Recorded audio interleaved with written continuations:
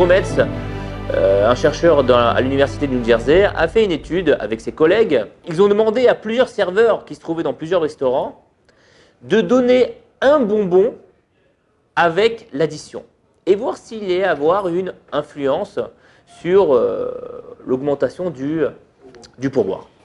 Et on a remarqué qu'il y avait environ 4% d'augmentation du pourboire. Oui. Ils ont dit maintenant on va essayer de tenter, on va voir peut-être que si on augmente le don, donc ce qu'on va donner, le serveur retournait et allait dire pour des clients comme vous, aussi agréables, ça mérite un deuxième bonbon. Et là on voit que le pourboire en moyenne a augmenté de plus de 21%. Alors ici on apprend déjà une première règle qui est très importante par rapport à nos relations, que ce soit avec notre femme déjà dans un premier temps, avec nos enfants, avec nos amis, avec nos collègues, avec notre entourage. Que la nature de l'homme, c'est que dès qu'on lui rend service, c'est d'être redevable. À un point, là-bas, Shlomo Amelech nous dit « Sonné matanot tirrié ». Celui qui est les cadeaux vivra. Qu'est-ce que ça veut dire?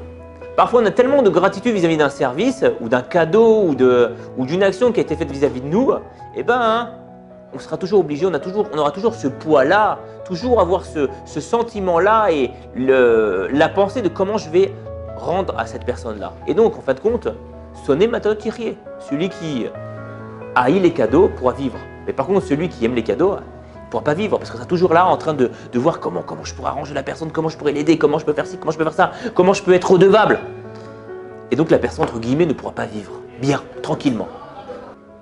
Alors ici, de l'expérience que je vous ai ramenée tout à l'heure, dès que l'on veut recevoir quelque chose d'une personne, c'est de lui donner en premier.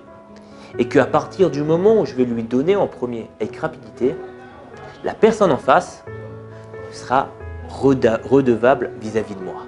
Quand moi maintenant je cherche à avoir plus d'amour dans mon couple, quand moi je cherche à avoir plus de respect vis-à-vis de mes enfants, vis-à-vis de par exemple mes employés, c'est leur donner énormément de respect, de les honorer.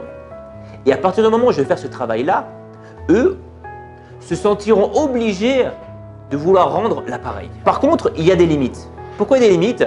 Parce que si à partir du moment où je le fais pour attendre quelque chose en retour, là ça ne va pas marcher. Pourquoi ça ne va pas marcher? Peut-être déjà dans un premier temps, la personne en face, il n'y aura pas d'écho.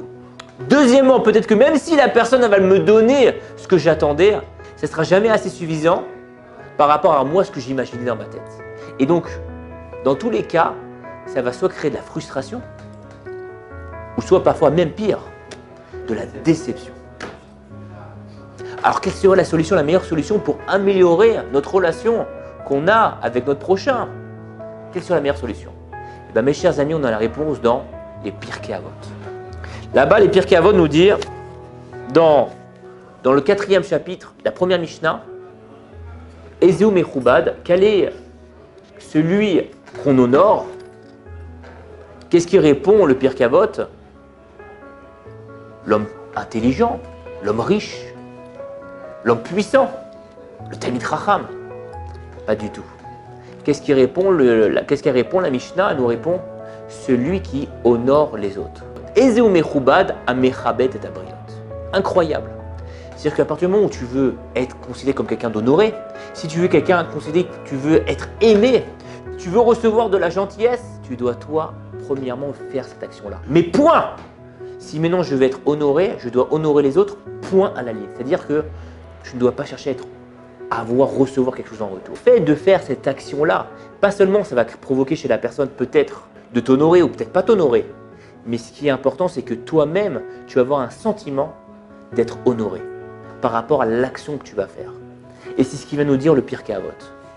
Tu veux maintenant créer de l'amour avec toi et ton épouse, tu veux créer du respect avec toi et tes enfants, tu veux créer de la gentillesse, créer des relations durables, construites sur des bonnes bases, fais-toi d'abord le premier pas en mettant en place ce que tu aurais envie de recevoir. Et juste par rapport à ce sipouk-là, à cette attitude-là, premièrement, ça fait briller notre âme. Vraiment, on va illuminer notre âme parce que n'oublions pas, c'est que nous, notre but sur Terre, c'est ressembler à Kadosh Baruch Hu. Et on sait que Kadosh Baruch Hu, c'est lui qui nous donne à profusion. Et il n'attend rien en retour. Et heureusement qu'il n'attend rien en retour de notre part. Parce que sinon on serait mal barré. Et bien juste agir de cette manière-là, on ressemble à Akadosh Baruch Hu. On va ressentir du bien-être et beaucoup de bonheur.